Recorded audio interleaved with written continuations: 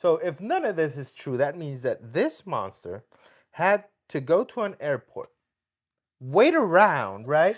Look, yeah, look at the correct. Okay, where were they headed?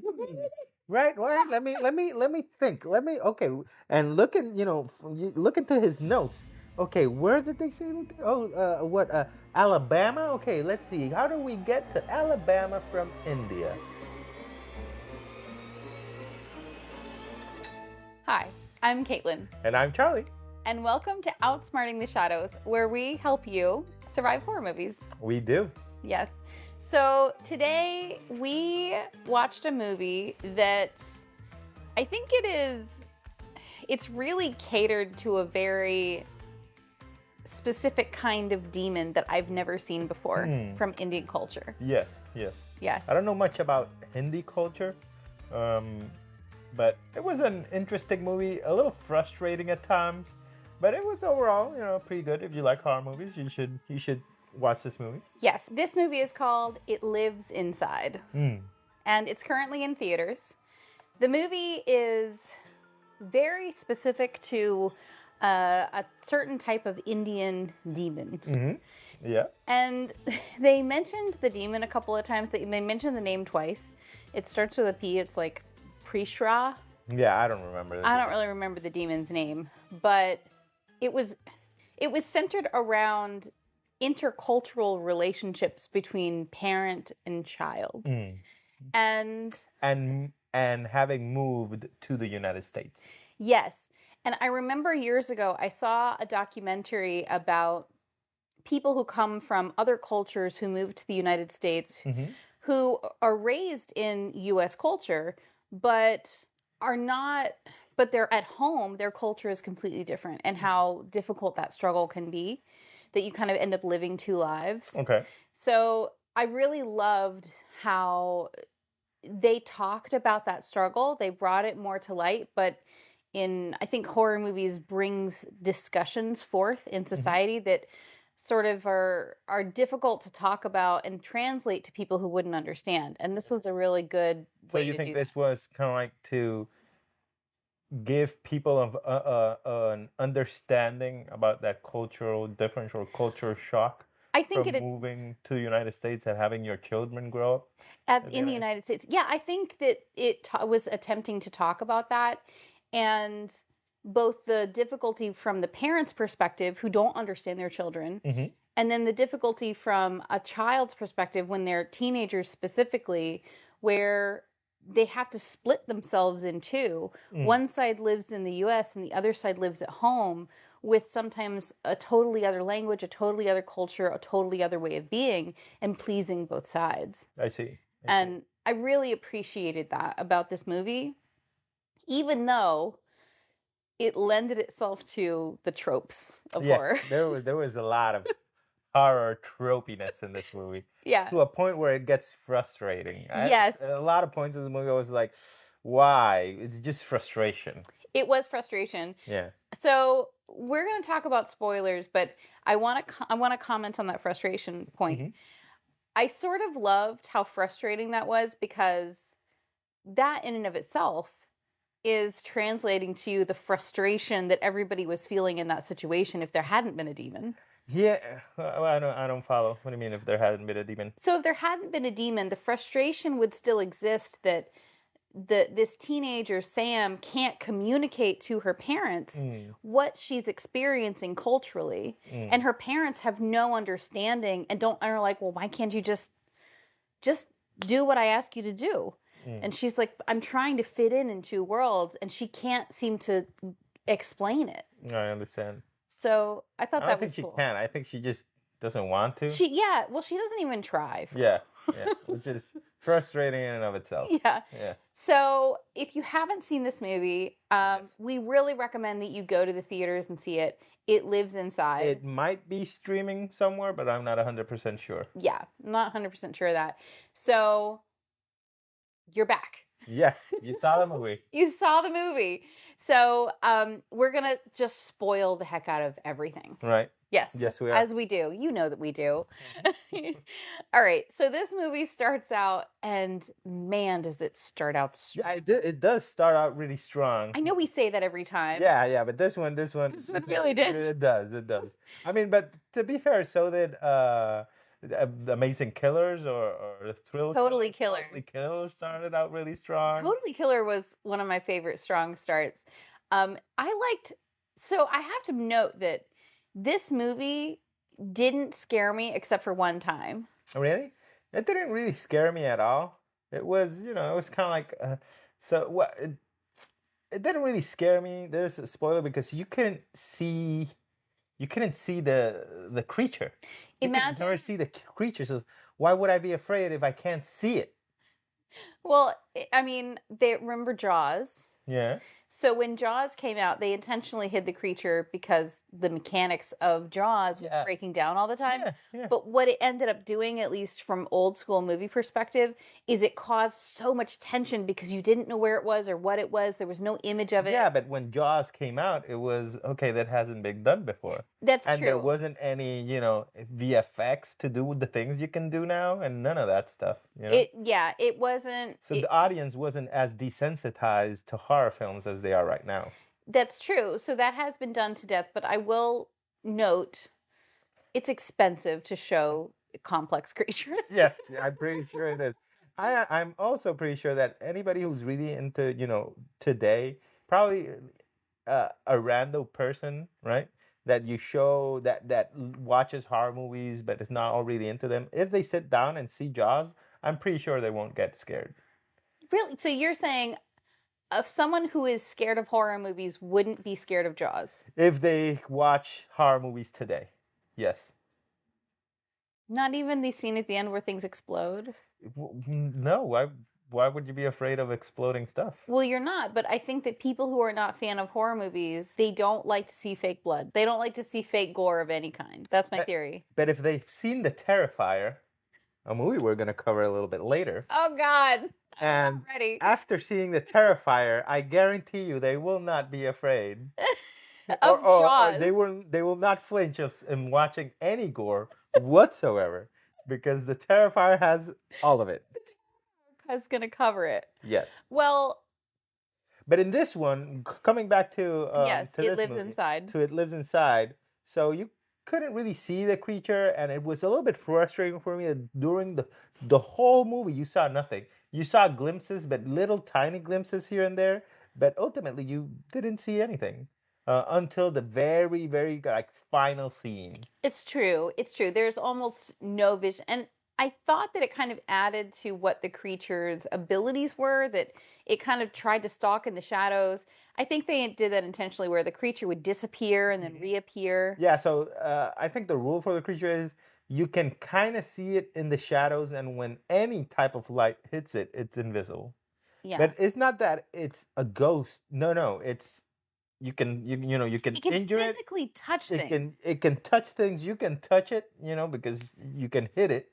But it's just not there. It's invisible. Yeah. I have a lot of questions about this. So if this creature is invisible but corporeal, tangible. Yes. How does it get into rooms, into closets, into buildings? It opens the doors. Well, that's what it does. Is it just a master locksmith? I mean, I guess every time that it went in and out of a room, it opened doors. That's what it did. That's so stupid. Sorry, but that's just, I hated that. Even so, at the beginning, there's this scene where there's like screaming in a house and they go into a basement and there's a guy that's just burning. Yeah. And you think, oh, he just burned. But then you see its end is like it's burning from the inside. That was a really cool VFX.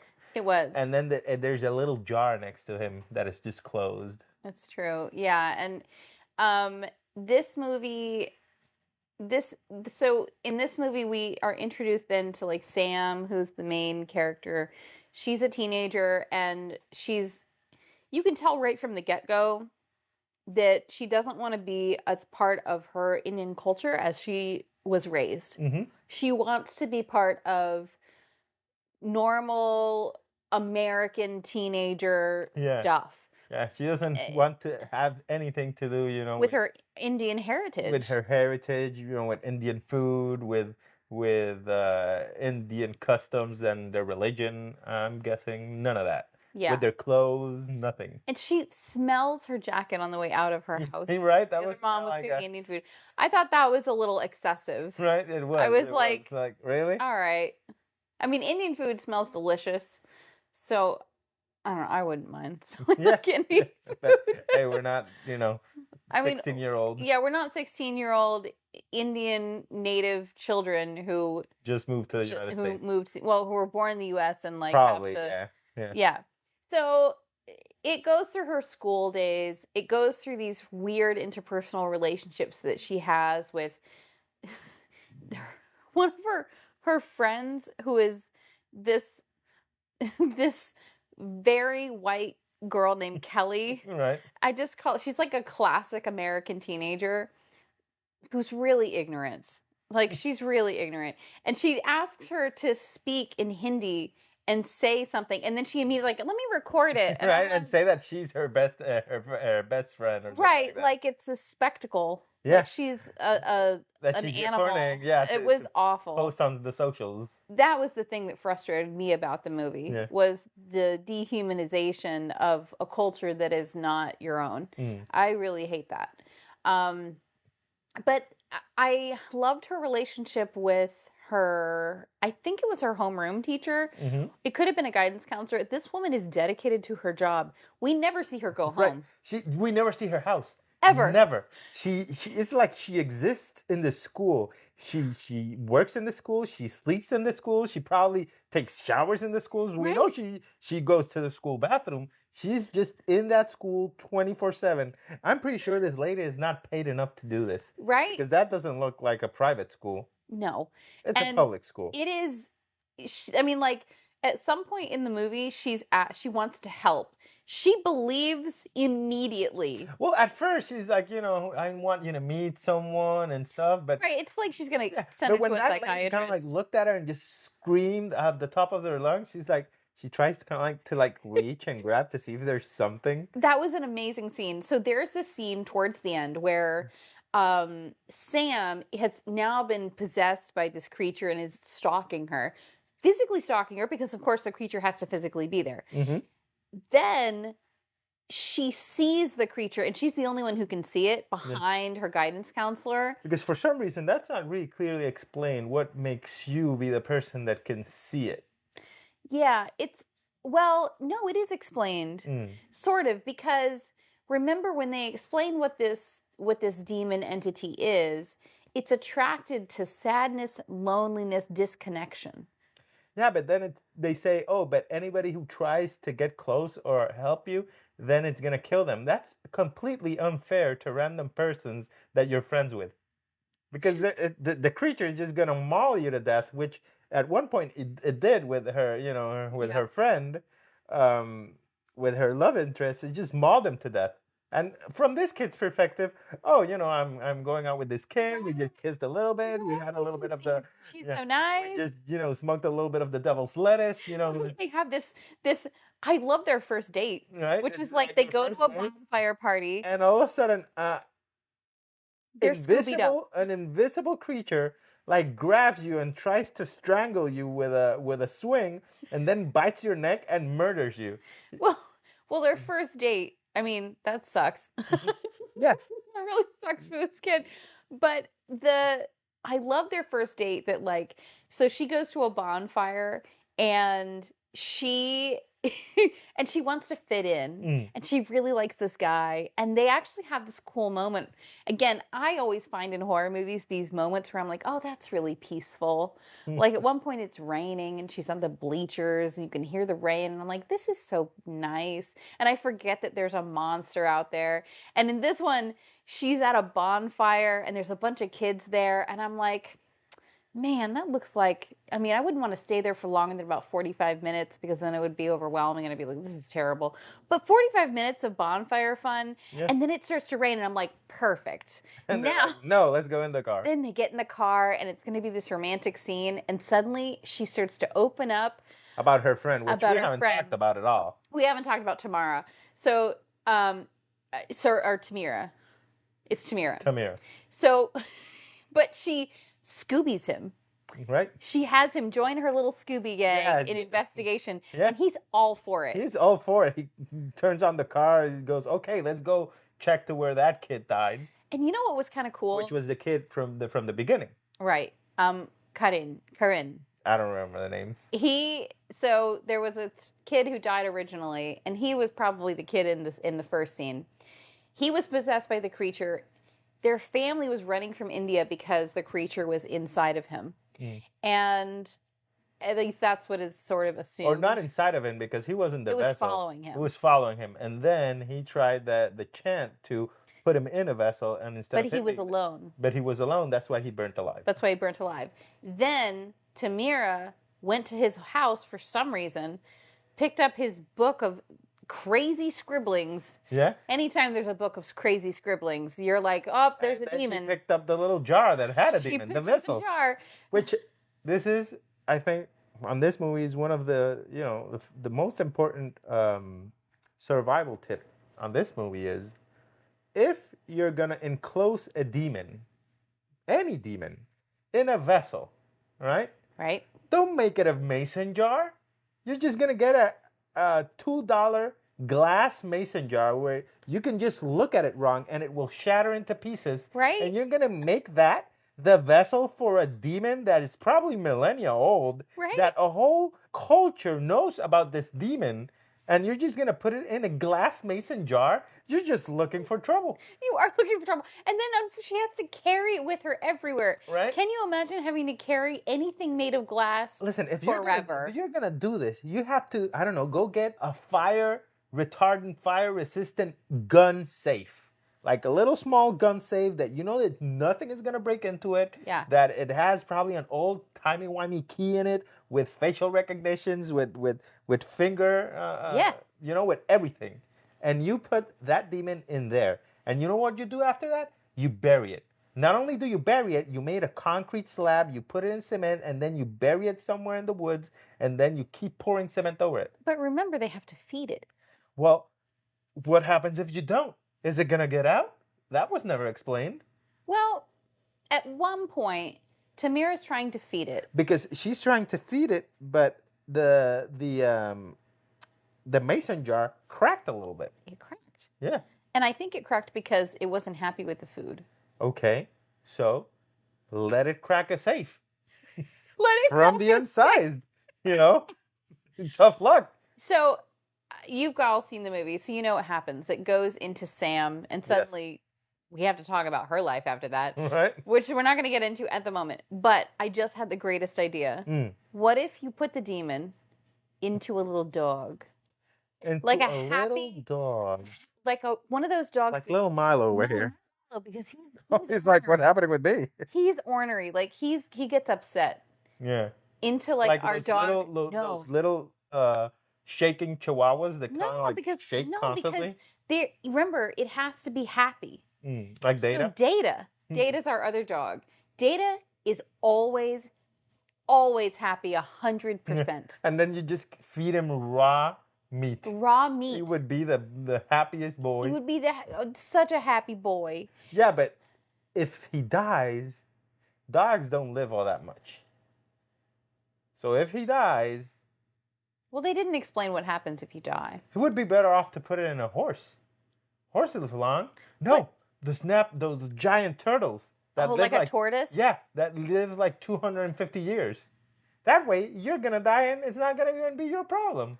I wonder, can you put it in anything that's alive? I don't know. What if you can put it in a tree? I mean, trees aren't going to eat meat. Oh, that's true. Put it in a great white. Those last long. Are they happy? Are great whites happy animals? I haven't talked to a great white lately. A great white shrink. A psychologist for great whites. Pretty sure it exists. I think we need a more specific definition of vassal. Yeah. Anyway. Vassal or vessel? I like saying vassal, so I say it. Okay. I don't know if it's correct. I think it's vessel. Yeah, but okay. I'm going to bet you that vassal refers to a human. A vassal sounds like Vaseline. I'm going to look it up It's right now. vessel. You think it's a vessel? Yeah, of course it's vessel. First of all, I've never heard that word in my life, vassal. Really? Only attached to Vaseline. That's the... Vassal. A person under the protection of a feudal lord to whom he has vowed homage and fealty. That's not what we're talking about. No, a feudal tenant. One in a subservient or subordinate position. Nope. That's not what I meant at all. It's a vessel. Vessel. Yes. All right. The definition of vessel. Nobody wants to know the definition of vessel. It's something you put stuff in. It's a hollow container, especially one used to hold liquid such as a bowl or a cask. There you go. It's a fancy word for a cup. You know? For a mason jar. It is a fancy word for a cup. Okay, so we want the cup to be sturdy, but have a lid. Have a lid. There you go. Yeah. Something with a lid. So I think you should put it into a happy dog, and when the dog dies, you put it into another happy dog. Yeah, but then you have to go through all this trouble of getting people, be happy.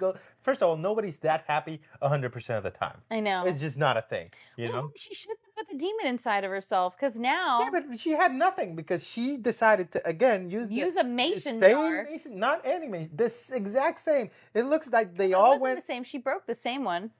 What? She broke the first mason jar. Oh, yeah. You mean the same model? Yeah, the same. They Right. went to Masons R Us and bought the same cheap $2 mason jar to put the demon in. First of all, don't go to Masons R Us or it's a grocery store. You get them at the grocery store. I've never seen that in a grocery store. It's in the canning section, baby. I've never seen it in a canning section. Well, not where I come from. There's like, mason jars. We got specials on mason jars. $2.99 mason jars. All sizes you want. You want a 1 liter mason jar? You want a 2 liter mason jar? All the mason. I've never seen that. There's no Masons R Us where I come from. Right. There's no Masons R Us. But I still say that, I think a mason jar is better than a person.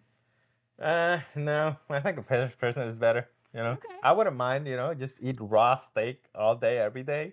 Is that my cholesterol will probably go up. Yeah, that's not healthy. Yeah. And what would happen if you have to move somewhere? Well, it just is inside you. Yeah, but without your family, and then you can't get sad. I don't understand the rules behind this creature demon stuff. The rules are somewhat unclear, but the movie itself is pretty cool in terms of how it shapes the arc of the demon sort of taking over. The one thing that I loved is she starts to realize what's happening to her, and then basically her boyfriend dies immediately. Yes. I think because he's murdered by the creature. Yeah, he's murdered by the creature because he's helping her. Right. And later we learn that anybody who tries to help you, the creature will kill. But I don't necessarily understand why, if it's attaching itself to her, why it wouldn't just be with her all the time. I don't understand. Where does it go? And how does it moves really fast. Really fast. Because it doesn't have unless it has like a invisible car or an invisible plane, like Wonder Woman. Like Wonder Woman. Yeah. And it just gets on it and brum, brum, let's go in our invisible car to keep hunting people. Or it runs really fast then. Or jumps or goes through portals. We don't know, because at one point it was in the school and then it was in the house. Yeah. Opening the door, by the way. Yeah. Opening the door. And, well, no, it didn't open the door because the dad came. And so it probably slipped in when the dad opened the door. Right, it did. When I thought that her dad died, I was so freaked out. Right? Because her dad is the best. He is the best. Her dad does everything right. Right? So right from the get-go, he works a night shift. Mm-hmm. And he comes in when she's kind of got an attitude with her mom. With her mom, right? And then it tells her in this part, she needed a slapping. Yeah, I mean... Or a grounding. If you don't slap. Yeah, I mean... Where I come from, it's a chancletazo. She needed to take off her chancleta and a chancletazo to the face. You know what I loved about this is, in Puerto Rico, there's a whole way of doing things in life. Mm-hmm. And you've come over here to the mainland of the United States, and they do things slightly differently. And this movie had a lot of that. And I just thought it was cool that it talks about the relationship that you have having two cultures intersect. I see. And it just, I love that you bring up the chancleta too. That's what he had to do. That's my favorite discipline that mothers in Latin America and Puerto Rico use. So anyway, so the dad comes in and you can tell he has a great relationship with his daughter. Yeah. Just amazing. Yeah. He talks to her like really easy and friendly, but he works the night shift, so he's tired. And when the next time we see him is at this, I forgot the name of it, but it's like a party to help Tamira and to help people who are lost. Yeah. And for this party, they have to cook a specific time Together. Together, because this meal is an offering, so that there's at this point, her friend was already abducted by the creature, and it brings good spirits. Here's another thing that doesn't make sense. Mm-hmm. Okay, this lady was presumably picked up by this creature in broad daylight, right? And he probably doesn't have an invisible car. It didn't look probably like not. It has an invisible car. So it had to drag her from the school to the house that we see in the beginning where the kid burned himself and where he was put in the little lid. She was put in the basement. So there was nobody in the street on any car, just looking at a lady just flailing, and while a creature just floating, being dragged. The lady is like floating, and there's an invisible creature holding her. Yeah, grabbing her by her hair, probably, or her. So I'm gonna say that how the creature moves from one place to another is the thing that we don't know, and maybe it moves really fast or teleports. Well, I think it could be warping space and time. That's how I think it does it. Okay. Because it happened to her friend Tamira. Yeah. And it also happened to her. So in Tamira, at one point, you can see that she's in a place, and then she kind of like comes to, and she's walking down the hallway in the school. And it also happened to her where, she was having that dream, and then she gets scared, and then she kind of like comes to, and then she's also walking down the hall. And she's at school. Like floating in school, and she's talking to the counselor. To the counselor, the lady that lives in the school. But it's never explained how she got from point A to point B, and even she's like, so I think it bends space and time to get to one place to the other quickly. But then once it gets there, oh shit, I need to open the door. And it opens doors to get in. That is my theory on this creature. I just came up with an interesting theory too. So I like your theory better than mine because I just think it's cooler. Okay. But my theory is if it's called It Lives Inside, I wonder if it has the ability, the longer that it's in you or the longer that it possesses the space around you, to actually possess you. So maybe Tamira... You bring it places? Because... Well, no, what I mean is like Tamira, like it was with her, but it wasn't maybe immediately around her. And then the moment that it came to her when she was talking to Sam before she disappeared, maybe then it actually for the first time was able to get inside of her. And it forced her to walk to the place or run to that house and go into the basement. So then she comes to and she's like, oh, I've been possessed for a second. Yeah, it has to be something like that. But could you imagine? So the original family, which we don't see, we through exposition, we understand that they were murdered or decapitated or, by Corinne's family. Presumably by the creature. And then the kid, wasn't a fire, but he burned, but it wasn't a fire because he was trapping it in the little jar. Right. So they came from India. So if none of this is true, that means that this monster had to go to an airport, wait around, right?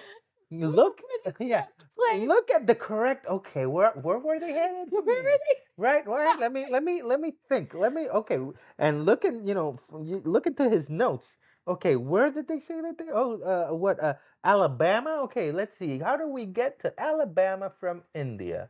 And then he goes, There's a couple of stops over. Yeah, there's a couple of stops. There's a transfer. Right, and then during the plane, it's just stalking, around because people can touch him. So he has to stand in a place where nobody can touch him. In a plane that's probably, I don't know, how long is a flight from India to the United States? And remember, he also gets really hungry. Right? So who is he going to eat? You can't randomly eat someone on a plane. Someone will notice. Right? Someone will notice. Oh, he's gonna eat all the Salisbury steaks in the back. Right? But what Salisbury steaks? What type of flight are you going on that they sell Salisbury steaks? Didn't they used to sell Salisbury steaks? Yeah, but that's not a long- thing anymore. He'll probably eat the little crackers that are, the little saltine crackers. Which you open and it's just one cracker. It's just I haven't And he been on an likes overnight flight in a long time. But I think I've never been in an overnight flight in my life. I think that they do offer you dinner.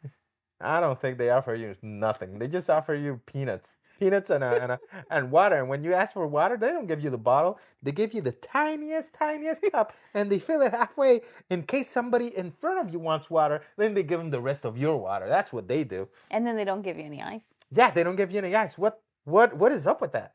I do not understand it. So it makes no sense that this creature cannot bend, fold time and space to get from one place to the other. Because if not, it would have had to, get into an airplane, wait on the airplane, Get the connection, get the connecting flight, probably munch on some people, munch on some children, and what if they're happy children? Nobody's gonna. You can't munch on can't happy munch meat. on happy people. I mean, conceivably, almost a lot of people that are in airplanes, especially if it's a flight for more than 14 hours, they are not happy. Yeah, they are not happy. So it makes no sense. None of this makes sense. Therefore, I choose to believe that it can bend time and space to get from point A to point B, and it's like a buoy. The people that he's stalking, it's like a buoy through time and space that he can kind of like warp from one place to the other. But once he gets there, it's not 100% sure. So he can get like a 2-mile radius, right? And when he gets there, it's like, oh, I missed the entrance, so I have to open the door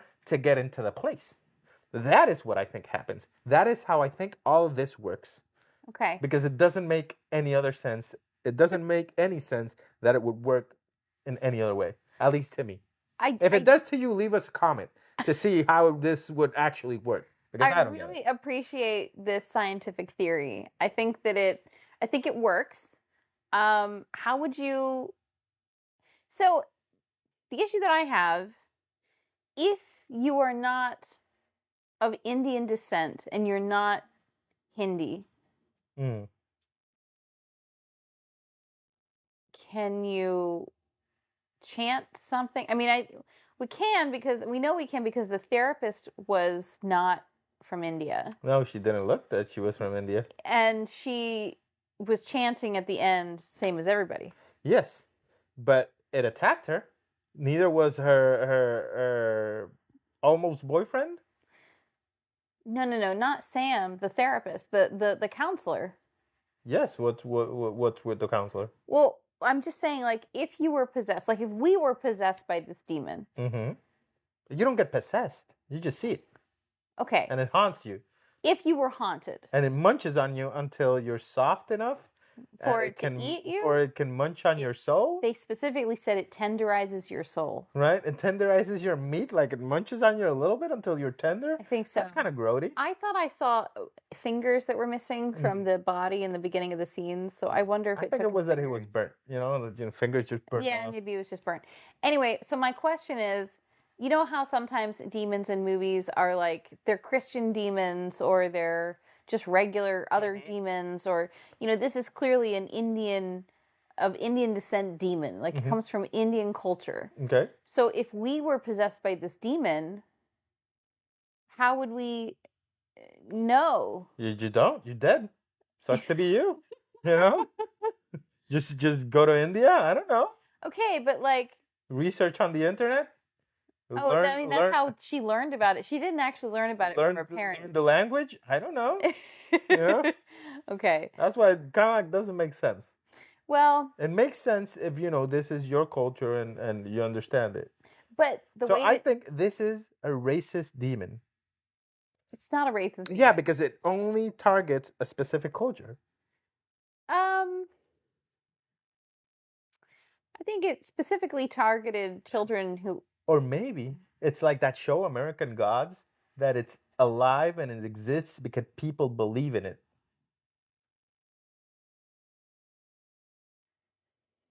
But these kids didn't even know it existed. Yeah, but somebody did. The whole culture did. And it attached from one to the other. And the the Tamira, wasn't it? Yeah. She didn't believe it, and she was just walking down the street, and she heard something, and she probably, oh, someone's calling to me, and then she touched the jar and got, latched onto her. I mean, the counselor researched the demon from a picture and found all this information on it. So it's not like you have to be from India to learn about the creature. So I think that it can latch onto you. It just happened that the people who were unhappy in this movie were teenagers whose parents were from India. Yeah. And you know what I loved is when she finally talks to her mom. It is the frustrating part of this movie. Oh They my go through God. that trope of, oh, the teenager, I don't talk to my parents, because they don't understand me. Understand where I'm It's like, coming listen, from. another a good survival tip.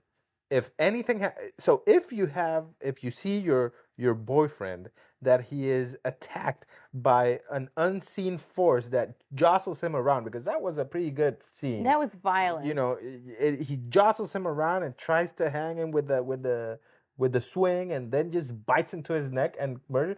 I would tell someone. I wouldn't keep that. I would be like, I just saw the wildest thing. Right. And it was interesting to me that even once she learned that this was a demon who was from her culture, she didn't immediately go to her parents and talk to them. That they would probably, and they did know what it was. We have to address that at some point. Like earlier, she did half-heartedly attempt to tell her mom. She did say... But at that point, her mom was upset. Yes. She did say that there's something happening to me. I need your help. But her mom was so upset that she wasn't able to hear her. Yeah, but even then, okay, she's upset. You go, and I would listen. I have to tell you something, and just tell her. Yeah. Just communication. Yes. Survival tip of the day. Survival tip: talk to your family. Talk to a rando. Listen, this happened to me. They'll probably think you're crazy, but maybe they won't. Maybe they won't. Yeah. I mean, I think that in the end, when she did tell her mom, which they dragged out that scene for so long. So much. Beginning of her drags it out so much that it's frustrating. I like, just get on with it and tell her. I wanted to reach through the screen and just listen, just tell her what's happening. From the beginning of her starting to tell her mom to the point where she actually understands that the demon is inside of her daughter and following her daughter was like 15 minutes. Right? And when the mom understands this, oh, she's on point. She's on point. She starts, like, listen, she goes. Listen, we need to do the offering. We need to cook. Great looking food. I was like, I would eat all of this. All of the food was amazing looking. And they're cooking. And they're rebonding, and then she does henna. And then they're starting to do the chant, to make the offering, because their idea is to summon the demon with the offerings. That's why the mom was like, oh, in order to summon the demon, we need to to offer something. That's why they're cooking. And then she realizes that, the teacher was gonna come over, but she doesn't. So she gets on phone, and the teacher's freaking out because it's real. It tried to munch on the teacher a little bit, and then you can see that someone's at the door, and the mom, without skipping a beat, she goes and pulls out the biggest knife that you can imagine. From the kitchen. It's like, get back me! Oh, I'm gonna stab this thing. I'm gonna stab it in the eye. And that's when, of course, her dad just is like, I'm home from work. Yeah, I just took work off. I just wanted to be with my family. Right? And we think the demon kills him. Yeah, and at that point, could you imagine? So this demon, it looked pretty big because you get to see the demon at the end. So it is a big demon. So I don't understand how he slipped through the door, because her dad is not that big. Yeah. He's pretty small. Thin guy. He's probably 150 pounds wet. Yeah. Right? So the door didn't open all that much, and he just opened it and immediately closed it. How did the demon get into the house? Unless he warped space and time, and this time he was lucky enough that it warped space and time, and he found himself inside the house, behind the dad. You're so obsessed with this. I love it. Yes, because it wouldn't make sense any other way. Let's talk about when the demon attacks the counselor. Okay. Because I've got a couple of things I need to point out. Okay. Thing number one, do not attempt to get in a school locker, even if it's that nice long one, ever. Okay? You're not going to fit. And if you do fit... Well, there's 3 things. First, it's not going to open. They're locked. Second, you're not going to fit. So you've wasted a ton of time. Third, you're not going to fit. If you do fit, you're never getting out of there ever again. Because if you do fit in any locker in a school, that means that no kid is assigned to that locker and none of their stuff is in there. And if you fit in a locker where no kid is assigned, no one will ever find you. Your body will be discovered in years. Yeah, but you can scream. I mean, if you could scream, you wouldn't have to fit in the locker to hide from somebody. But I'm just saying, like, she was injured at that point. Like, it's just not a good idea. It was nighttime. She's still at work. Yeah, she's at work. She's recent. Does she have no internet? Because she's like... She doesn't have internet at her house. She doesn't have internet in her house. She's this lady...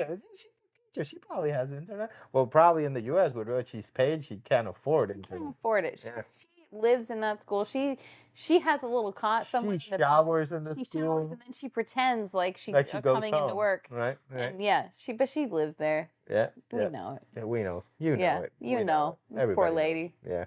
It sucks. But in the end, she gets to live with Sam and her mom and her dad. No, she doesn't. I mean, if she lives in the school for... No, she doesn't live. She just, every year, she just goes to do the offering to the creature. But it's not every year. That's like every couple of days. How do you know? They never explained it. No, they did. They said, you gotta eat this every once in a while. But every once in a while could be once a year. Once in a while. Once a year. A while is a year. A while for me is 365 days. You know? Or 363 and 1/4. Tamira had to feed that creature constantly. It's not... It's just giving her, bits and pieces because she was holding it in a jar. Now he's being held in a vessel that is a human. A human? Yeah. So what is it going to do? You don't feed it, what? Is it going to explode out of her? Like what if you don't feed it, if it starts to eat your insides? Oh, that would, but from where? I don't know. Would it start with the liver? Or your intestines? Oh, I hope it would start with something that doesn't have a lot of nerve endings. I hope it would start with... your duodenum. No, that thing that is useless that sometimes... Your appendix. Your appendix. I hope it would start with your appendix. I hope it's good at sewing things up. Because when it's done munching, that thing's going to bleed. It gives you, it gives you... What is that operation to get rid of your appendix? Appendicitis. No, that's when it gets clogged up. That's when it gets clogged up. Appendectomy. Yeah. I hope it did. You'll save a couple of bucks in the U.S. medical bills. That would be nice. That would be fine by me. Either way. I want to talk about the boyfriend for a second. Yes. So, I went back and forth on this guy like every 10 minutes. You hated him. Yeah, because I don't know. Watching all these films about, about teenagers, I was like, I don't know. This kid looks like a rapist. I don't like him. I think it was because he had a chiseled jaw. Yeah, you think? He was white. And you were like, American I don't know. White chiseled jaw. But This is my biases coming up into play. In this kid's defense, he didn't do anything wrong. He was supportive at every turn. He Scoobied it up, He Scoobied it up. He was very, on the go. He didn't go, listen, you're crazy. No, he not only went to the place, they returned so he could get her notebook. And he went up to get it. He went up and investigated and found it. By himself. And found it. Yeah. And I think his only failing for me is that he started to smoke the devil's lettuce and offered her some. But even then, he said only if you want to. Only if you're into it. Only if you're into it, yeah. Right? Which that was, okay. It was really sweet. It was like, listen, I partake in the devil's lettuce. You can have some only if you're into it. If not, it's okay. It was just, I was... Yeah, by this time, okay, he's not a rapist. I was expecting something to happen where he kind of was rejecting her because the storyline was about her trying to fit into basically white American culture and reject Indian culture and then having to rediscover her Indian heritage in order to get rid of a demon. And so on some level I was thinking that the catalyst might be that the people that she'd actually started to rely on in this suburban culture would betray her somehow. But the demon didn't give her that chance. He was just killing them one by one. yeah, and I understand that. I mean, that's the demon's motivation, is just to kill people. Right. But I think it would have been more significant. I'm so glad that they didn't, because I really ended up liking that character, and they would have ruined. No, the guy. But they would have ended up ruining his character if they did that. Yeah. But still, I was like. But even then, I think the character was very superficial. Didn't have a lot of lines, you know. Just. Yeah. He was okay. It was okay. Yeah. But he wasn't bad. No. You know. And so, and I liked the acting in those scenes. Yeah, they were really good. Pretty good. Pretty good. What do you think about, like, Tamira's story? She had a rough go of it. Yeah, she did. We never saw her parents. No, I was wondering that. Like, in the whole movie. We saw her mom once. Where? So, right after she disappeared, her mom was sitting on the stoop crying, and then Sam asked, "Is Tamira's mom here?" Yeah, but she asked, but we never saw her. We never saw her, and that was it. Yeah. We've never saw her again. Never again? And I was like... Even at the end, when she survived and her friend saved her, they were just on the street. And even, I would think that they would all get together to that circle prayer, but no. Right? The mom didn't show up. Her mom or her dad, they didn't show up. Right, they didn't show up. I think that Tamira now lives with the Sam. Everybody lives with them? Well, so the teacher lives with them? She lives with them? Well, listen, hear me out. They need to pull their weight. Hear me out. They need to pay rent. Now's the time that we got to talk about Sam's life post It's Inside Me. Okay. Post It Lives Inside You. The demon has now been consumed by you, and it lives inside of you. You vaped it up. Your life is changed forever. Yes, it is. Because you can't get upset. Right? You can't feel lonely. You can't get depression at all. Right? That means, she can't... I mean, her first boyfriend was brutally murdered before her eyes. She can't deal with that emotion. Like, she can't go to a therapist and really... We're like, okay, we're going to do a rage exercise. So here's a pillow. So go ahead and punch it. And you feel what you need to feel. And she's like, no, I can't do that. Like those, what is it, breaking rooms where you go and you just break stuff? Yeah, well, is that... So, here's the question. If it feels good to release negative emotion through that, would that then be a positive emotion? I have no idea. The rules of this demon are really all over the place. I don't get them. It's very... She has to eat raw meat for the rest of her life. And she also... I don't think she'll ever be able to move away from her parents' house. Yeah. I don't think she'll ever be able to have any sort of loving relationship with a man. Because... I mean, it could, she just explains, listen, I have to eat raw meat, and a demon, if I die, a demon will come forth. And so you can't make me upset. Right? So you or her whole family needs to learn the chant, and they have to do it together and pick, hopefully, not a mason jar to put it in, a safe or a gun safe or something. Going to be willing to deal with that? Listen, there's a lot of them. There's a lot of creepers out there. She could go on Craigslist, OK Cupid, Rumble, Bumble, Grindr, Tinder, Tinder, all of them. She could try all of them, and someone will surface. Christian mingling. Yeah, Christian mingle or farmers only, something like that. You say it, it will happen. She will find it. Something that I think is interesting, like her life after this, there are so few rules that eventually you're just going to want to get the demon out. Yeah. Like, eventually you would just intentionally want to... Yeah, but I think it would be easy. Just, get a good vessel, like make it out of titanium or something real hardcore. And then once it's in the vessel, that you close it, you weld it. And you have the idea of just, you don't feed it, you just then wrap that in cement and bury it in the ocean or something. Exactly. Yeah. But what if it can bend time and space? I mean, but it clearly can't bend time and space when it's enclosed. So just put it, in the water of a thermonuclear power plant so that the radiation slowly kills it. What kind of conversation is that going to be? Where you're like, listen, I know that you have the waters of a thermonuclear power plant in there. I just need to drop this jar. Yeah, for when, when the atom starts splitting and you see the blue light, it needs to be right next to the blue light. What if it splits and it creates 1 million of them? Oh, that would be terrifying. But what if they're smaller? Oh, that would be so cute. That you can just squash them with your feet. But you can't see them. Yeah, so you just have to be squashing everywhere.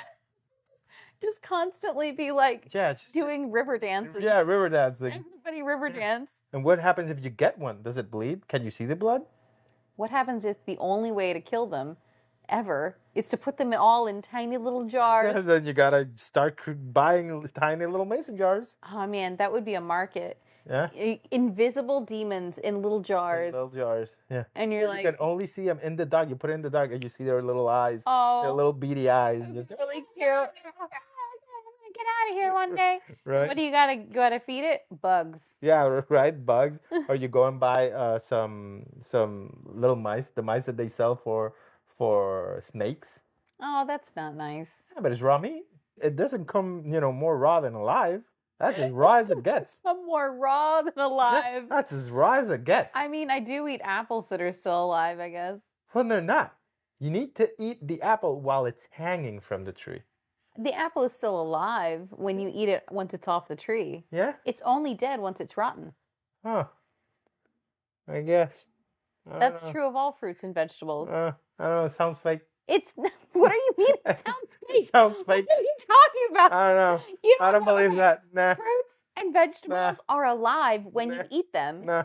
Once I pick them up, they're dead. They're dead to me. They're only alive when they're on the tree. No. And there's a whole heap of people that only eat them when they fall from the tree. They're called fruitarians. There you go. They're with me.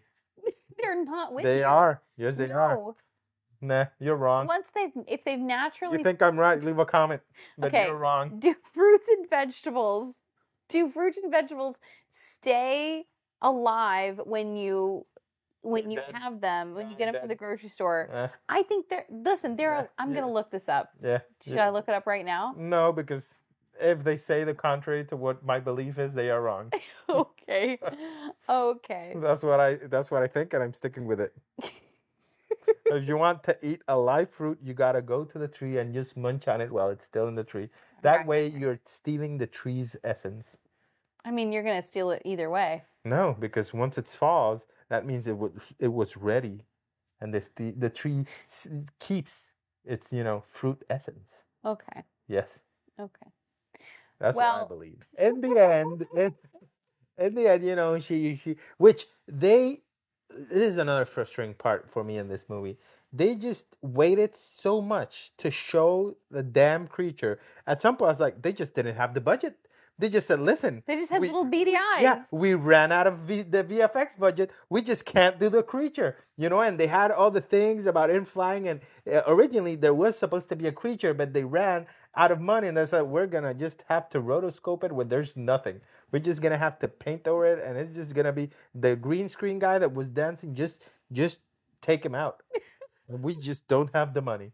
And then at the final scene in the end, then you finally see the creature. It was a pretty cool design. It was. It had like faces. Yeah, it was like crawling out of it. It was really cool. And the mouth had really like nasty buck tooth to it. It was a really good design, and they just squandered it because they just showed it in the end. Yeah. It was a really cool design. And what it reminded me, a lot of creatures that are really well designed remind me of anglerfish. Yeah, this one looked fishy. Probably smelled like fish too. Gross. Disgusting. Anyway, so she saved her friend. And for the rest of her life, she's going to have to eat raw meat. And then in the final scene, she looks into the camera like she starts to get sad. And then a little tear came on. And you're like, God dang it. The creature's going to get out. She's going to get out, right? Because I don't think human. I don't think they're going to make a sequel to this movie. Yeah. Well, it depends how much people saw it and how much money it made.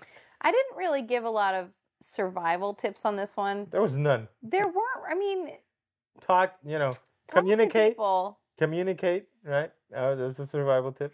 don't go to creepy houses where people have died. Right. Just don't. Yeah, don't do it. And you should be fine. Yeah, you should be all right. And just, I would say, don't give in to the pressures to be something that you're not. And if you're trying to discover who you are, which happens when you're young, don't reject completely a path that I would say your family gives you if it comes from a place of love and respect. If somebody is telling you, listen, just give this a try, and it comes from a place of love and respect, and it doesn't hurt you, use that as a foundation to then explore out, as opposed, so that you always have a safe place to come back to. Because what Sam ended up doing was she was attempting to reject her heritage, and at the same time as she was trying to adapt to a whole new way of life. And I think that's the wrong way. I think even if you want to change some aspect of how you live or who you are, start from where you are and be happy with where you are, so that if it doesn't work out, your small changes here or there, you have a good foundation to come back to. Yeah. What about you? Did you survive? Do you have any tips to defeat this creature that lives inside you, or inside mason jars, or inside vessels? Hopefully a good vessel and not just a mason jar. I don't know, leave a comment down below, and like this video if you like this video. Yes, like this video, and remember to subscribe so that you can see our month of horror movies, which is we're in the process of right now, where we're going to have a movie every single day until up to Halloween. Thank you so much for joining us. Remember, be safe, be vigilant, and be the last one standing. Always.